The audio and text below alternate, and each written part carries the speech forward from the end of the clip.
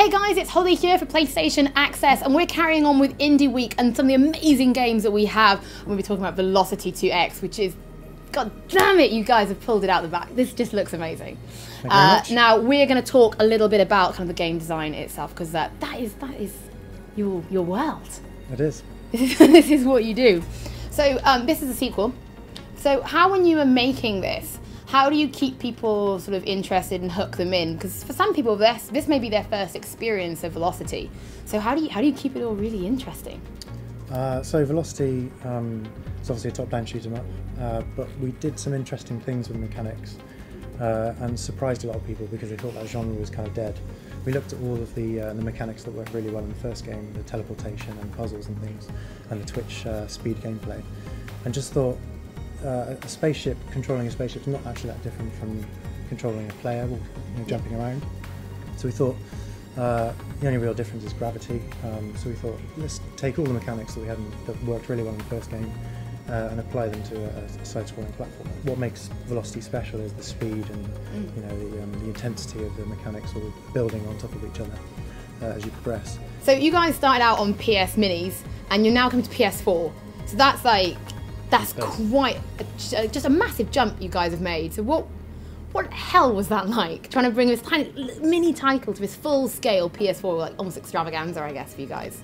I don't think it wasn't a case of it being hell. It was just more a case of trying to update something that is working and taking what the best parts of that and then taking that forward into a new generation. So talk about the controls of the game, because shoot 'em ups are quite tricky, and when you're playing there's quite a lot going on. So how have you kept it so that it's not totally overwhelming for people to play, but it's still deep enough to kind of get excited about?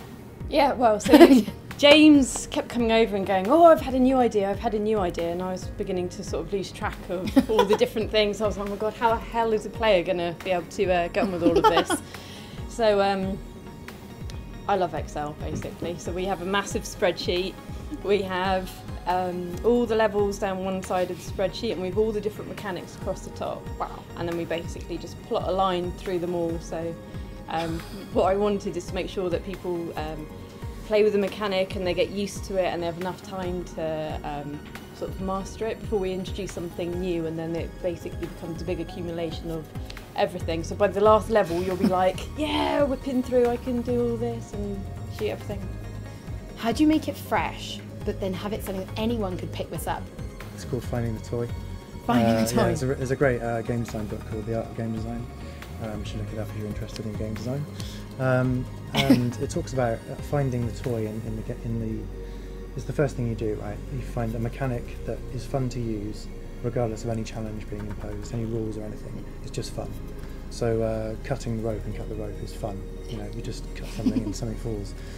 So it's all about, and with Velocity we found a really cool toy in the teleportation.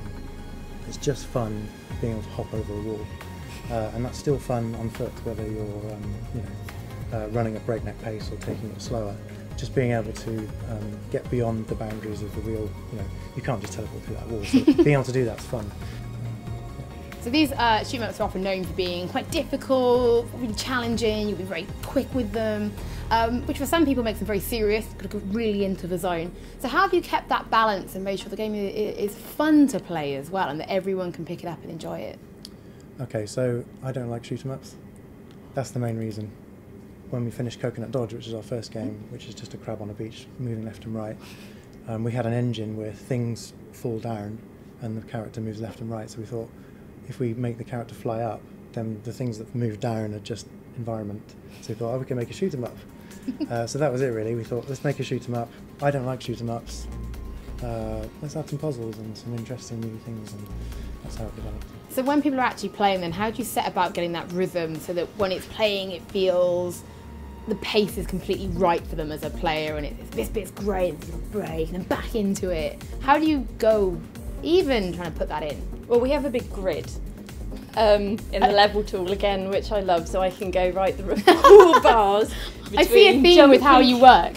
There are 4 bars between, jumping over that bit and then jumping over that bit, and I try and do things in 3, so it'll be like jump, jump, jump, and it's all evenly spaced, so you kind of get into the flow, so it'll be like jump, jump, jump, slide, jump, jump, jump, like teledash. So it's all mapped out nicely. And the choice of having that kind of side-scrolling stuff has allowed you to have a character and really develop that story. So what kind of elements did that give for you when you were designing it? Because here you were with the ability to really flesh this out properly in a way that maybe shoot-em-ups have never really done before. It hasn't been too hard to build on the story of the first game because it wasn't really a story. There was an idea. Having a character that can get out of the ship and walk around with an avatar. It's much easier than building a story around a spacecraft, which is very kind of distant and not. There's a disconnect there.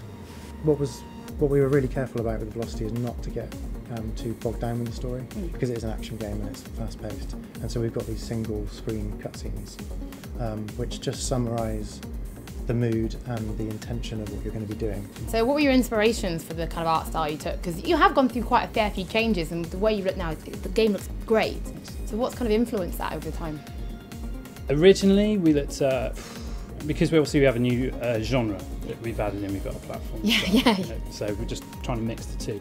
Really it was looking back on what has influenced us as artists and taking us to this point. I'm a product of the 80s, a lot of the stuff, love that era, and especially when you're dealing with a sci-fi game, that's a golden age of science fiction. So we've really just been charging this game with stuff that we love about sci-fi, and making that into something that eventually people are just going to love to play. We've really put a lot of work to making these for Velocity to inhabit. I say believable because it's kind of a comic-based sci-fi, but things just fit together, they work together, everything's mirroring everything, it flows, and that's what's really nice. A nice bit of something for everybody then. Yes. That's perfect. So. There will be all of these kind of games as well, all games nowadays, music is key to kind of not just having a great visual look, but hooking people in with that sound as well, so that they're in the zone, they're playing, and before you know it, they're tapping their foot, they're bobbing their head, and they're listening to it on the go because it's so good. Yeah. So you guys have been working with some people to really make the music for this game as big as you can. So you want to tell us a little about that? I wrote a tune at university which I was really happy with, but I couldn't produce it, I couldn't give it the sound that I had in my head for it because I didn't have the skill. And every year I'd learn a new skill and I'd come back to this tune and go, how can I make this tune sound good now? And when we'd finished Coconut Dodge and we'd decided we were going to make a shoot 'em up, I'd worked on this tune again and finally managed to get it sounding somewhere decent. And it just sounded like an 80s shoot 'em up theme tune. So we thought, this is it. It's a perfect storm. We've got the soundtrack, we've got the engine, we've got the ideas. I didn't have the skill though, unfortunately. So we gave Joris the Man a call, who did the Killzone soundtrack. This seems to be like the polish that's gone into the latest game it looks fantastic. So what was it like getting that production value up? Because I would like to think that you guys were some successes, so with that indie budget might have. The budget's gone up, so we've got a great team of artists working on this, and we've really been able to sit down and work out what has worked from the original and what we need to take from that and apply it to what we're doing now. So what we try to go with the cleaner art style that we developed in Ultra, so you still have that very definite contrast of where you can go and where you can't go. With V2, we've tried to layer that up with even more stuff. We've got the art style down, it's just about pushing the artistry now. So we layered in all sorts of effects, all sorts of layers, so it's depth that we're trying to push with this one. Before it was all very one plane, you just fly through one level. With this we have a 3D camera now, so we're going to have to, there's going to be things rushing past you, below you, and it just feels like you're in the game, you're almost in a cutscene. We've got this beautiful cutscene art that we've created, and we just want to feel like you're in there, you're in the drama, you're in the moment, you're in the game. Alright guys, final question I ask everybody. When's the game out? When can people finally play? 2014. When we finish it. When we finish it! So 2014. There you go. Hopefully the early bit. Yeah. Well, thank you so much guys for coming. You've travelled through horrible weather and everything to get here and film with us. We really appreciate it. Keep joining us for more from Indie Week. Thank you very much.